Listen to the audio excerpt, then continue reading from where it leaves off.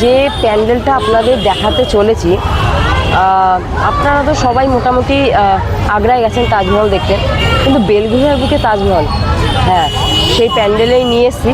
যে বেলঘরিয়ায় হয়েছে এবার আলোর তাজ, হয়েছে পথের সাথী পরিচালনায় দেওয়ানপাড়া মাঠে। তো এখন সেটাই আপনাদের নিয়ে এসেছি, আর এটা হচ্ছে আমার জায়গা বেলঘরিয়া।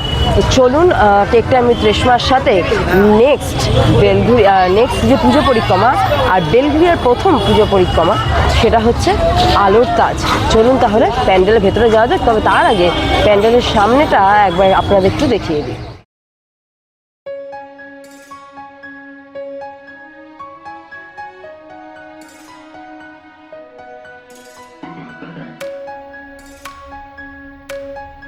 যে কাজগুলো করা হয়েছে তাজমহলের বাইরে অপূর্ব সূক্ষ্ম কাজ, আর যে আলোর যে ফিউশনটা দুর্দান্ত দুর্দান্ত।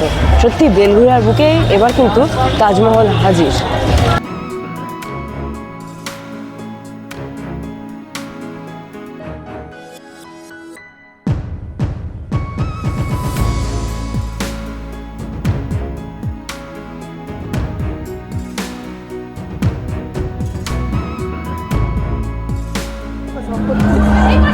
অপূর্ব, এক কথা জাস্ট মিসপ্রাইজিং, দুর্দান্ত প্যান্ডেল।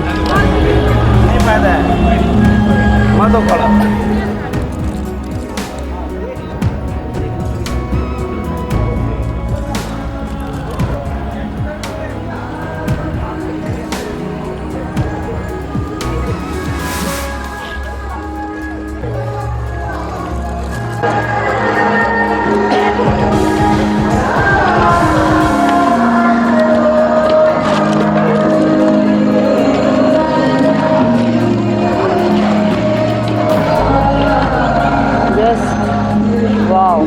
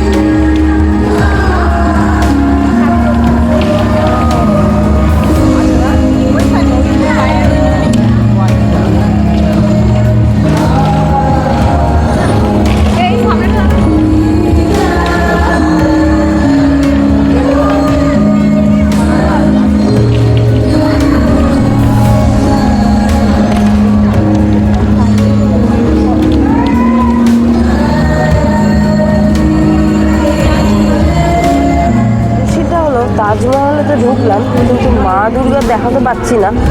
বললো তাজমহলে এটা হচ্ছে যে মানে ঘোরার জায়গাটা, আর মাকে বসানো হয়েছে বাইরে আরেকটা জায়গায়, ওখানে আছে হচ্ছে মা দুর্গা। চলুন তাহলে এবার মা দুর্গার দর্শন করা যায়। এই জায়গাতেই কিন্তু বসানো হয়েছে মা দুর্গাকে, আলাদা করে একটা মন্দির করা হয়েছে। তাজমহল যেটা প্যান্ডেলটা করা হয়েছে ওটা হচ্ছে থিম প্যান্ডেল, আর মা দুর্গাকে বসানো হয়েছে এখানে।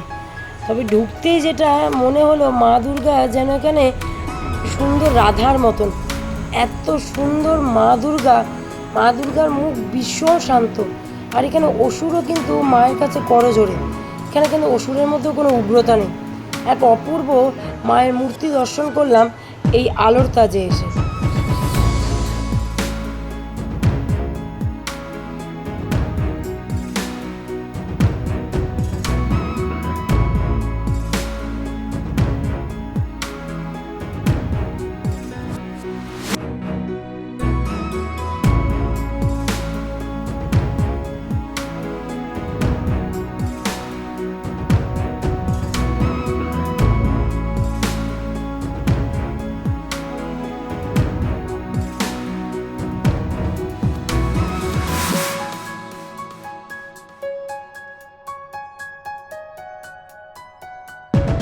তাহলে তাজমহল কেমন দেখলেন আপনারা? জাস্ট অপূর্ব, মানে দেখতে হয়, বিশেষ করে মায়ের মূর্তিটা একদম ইউনিক। তাহলে আসছেন তো দেওয়ানপাড়ায় পথের সাথী পরিচালনায় তাজমহল, মানে আলোর তাজ, সেটা দেখতে। তাহলে আজকের মতন এখানে পুজো পরিক্রমা শেষ করছি, আবার দেখা হচ্ছে পরে। ততক্ষণ ভালো থাকো, সুস্থ থাকো, সঙ্গে এখন টেক টাইম উইথ রেশমাকে। আর ভালো লাগলে কিন্তু অবশ্যই লাইক, শেয়ার, কমেন্ট আর হ্যাঁ চ্যানেলটাকে একটু সাবস্ক্রাইব করে দেবে। তাহলে শুভ দুর্গাপূজা, সবেতাকে চতুর্থী শুরু হলো, এরপর আরও ঠাকুর আছে আপনাদের জন্য। তাহলে আজকে এই পর্যন্তই ইতি করছি। ভালো থাকুন, সুস্থ থাকুন, দুর্গাপুজো সুস্থভাবে ভালোভাবে এনজয় করুন।